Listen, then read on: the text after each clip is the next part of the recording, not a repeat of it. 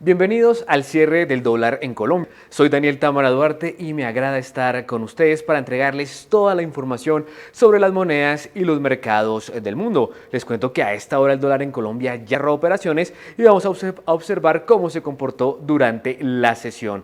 Vemos acá en pantalla el comportamiento del dólar. Claro que acá no está como tan actualizada. El dólar finalmente cerró cerca de los 3.183 pesos al último minuto, por eso digamos no está tan actualizado acá. Al último minuto hubo una operación que mandó el dólar hasta los 3.685 pesos y llegó que promedio de negociación no fuese de 3.720 pesos como veíamos, sino de cerca de 3.715 pesos según el registro acá de CEDFX. El dólar en la jornada estuvo prácticamente estable en lo que veíamos en el comportamiento de este viernes, principalmente porque no había tanto movimiento. De todas maneras había una expectativa por las monetizaciones que está haciendo la Dirección de Crédito Público en el mercado. Recordemos que son 4.000 millones de dólares, según lo reveló Primera Página en primicia, que son producto de la venta de los test que hizo el Ministerio de Hacienda PIMCO.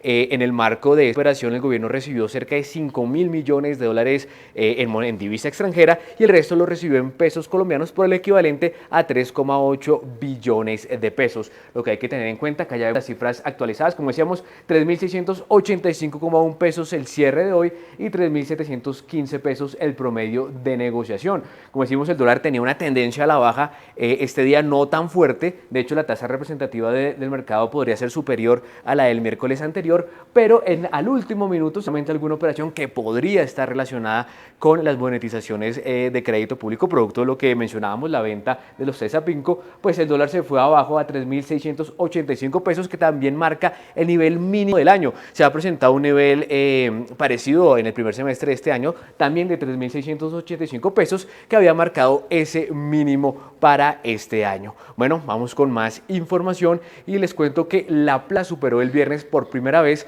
la barrera simbólica de los 75 dólares por onza, en un contexto de récords de los metales preciosos e industriales al cierre del año por la incertidumbre económica y el riesgo geopolítico derivado de las tensiones entre Estados Unidos y Venezuela. La plata sigue aumentando su valor. El viernes superó por primera vez la barrera simbólica de los 75 dólares por onza, en un contexto de récords de los metales preciosos e industriales al cierre del año. El oro también tocó un techo de poco más de 4.531 dólares. Estos metales se consideran valores refugio, es decir, activos en los que se puede invertir con relativa seguridad a largo plazo, comprados principalmente por bancos centrales o particulares para protegerse en tiempos de incertidumbre. Según analistas, el oro y la plata se han beneficiado así del riesgo geopolítico desatado por los choques entre Estados Unidos y Venezuela. El dólar y los bonos del Estado estadounidense, que suelen ser valores refugio que compiten con los metales preciosos, han perdido su atractivo este año. La incertidumbre relacionada con la presidencia de Donald Trump ha contribuido en gran medida a este debilitamiento, reforzado últimamente por la perspectiva de nuevas bajadas de tipos por parte de la Reserva Federal, que harían menos atractivo al dólar. Los inversionistas también están preocupados por la deuda pública de los grandes países y por una burbuja en el sector de la inteligencia artificial.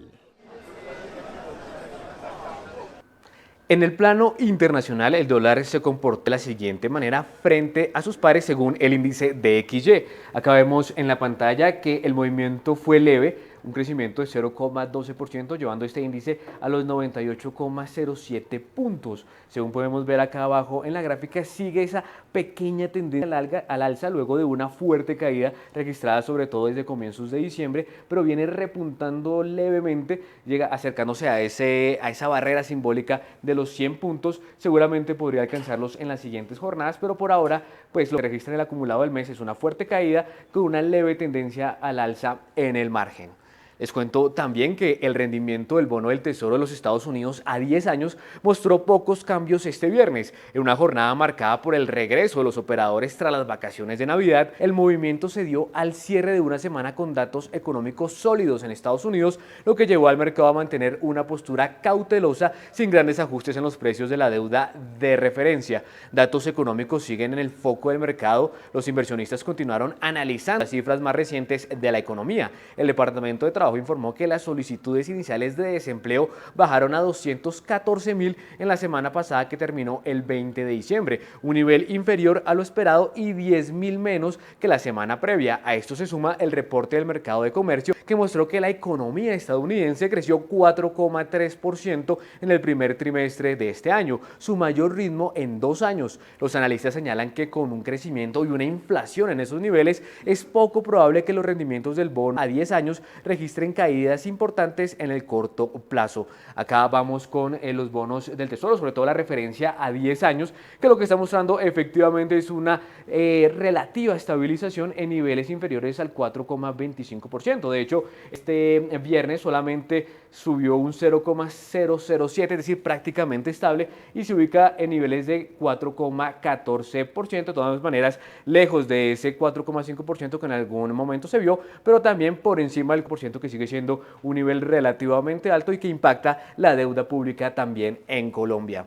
Les cuento además que los precios del petróleo se mantuvieron estables este viernes en una sesión con baja liquidez tras la Navidad, mientras los inversores evaluaron posibles riesgos de suministro derivados de tensiones geopolíticas. El Brent subió 0,19% hasta $62,34 por barril, mientras el WTI avanzó 0,33% a $58,54 en un mercado marcado por operaciones cautelosas. El foco estuvo en las acciones de Estados Unidos, que realizó ataques aéreos contra militantes del Estado Islámico en Nigeria y reforzó la presión económica sobre el petróleo venezolano. Sin embargo, analistas señalan que los ataques en Nigeria no afectan directamente oleoductos ni terminales petroleras, mientras que Washington parece priorizar medidas económicas para aislar las exportaciones de crudo de Venezuela.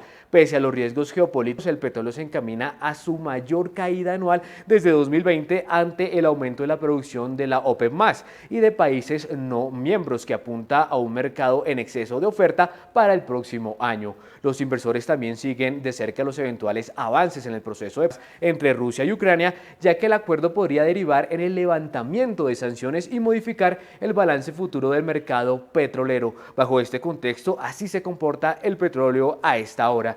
Recordemos que acá tenemos los bonos del Tesoro a 10 años. Vamos a pasar acá primero a el petróleo de referencia Brent, que muestra una caída del orden de 1,1%, ubicándose en $62,14.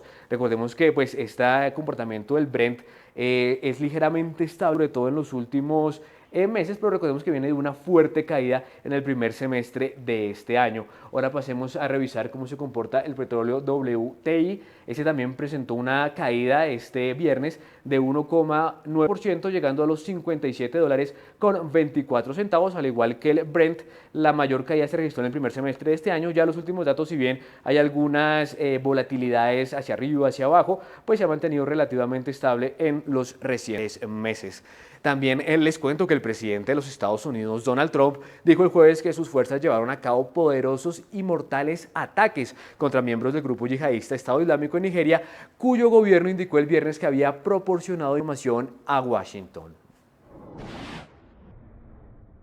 Estados Unidos atacó a integrantes del grupo yihadista Estado Islámico en el noroeste de Nigeria.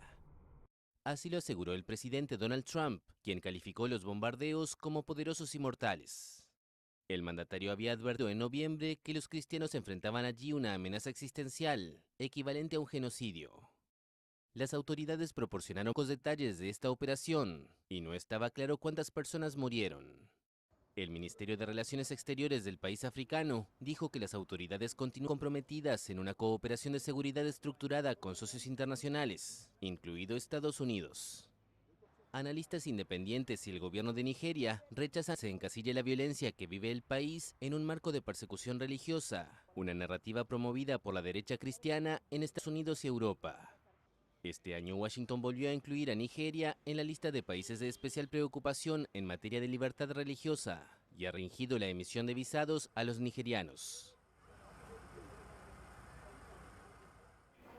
Las lluvias torrenciales causaron inundaciones repentinas en el sur de California y se pronostican más aguaceros para este jueves durante el paso de una de las peores tormentas navideñas en la región, donde las autoridades alertan de deslizamientos en zonas que sufrieron incendios.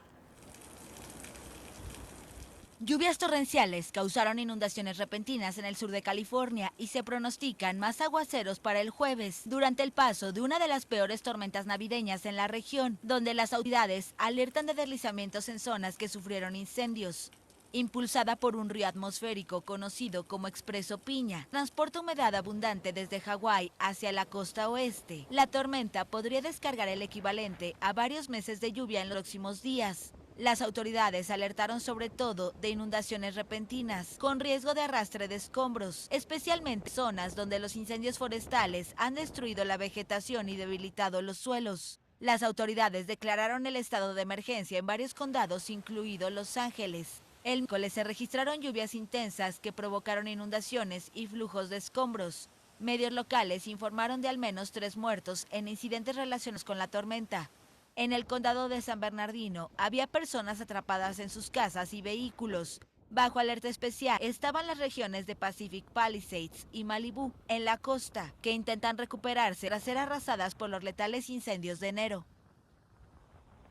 Y con esta información llegamos al final de este espacio. Espere a continuación toda la información que tenemos para ustedes aquí en Primera Página, el canal de los negocios.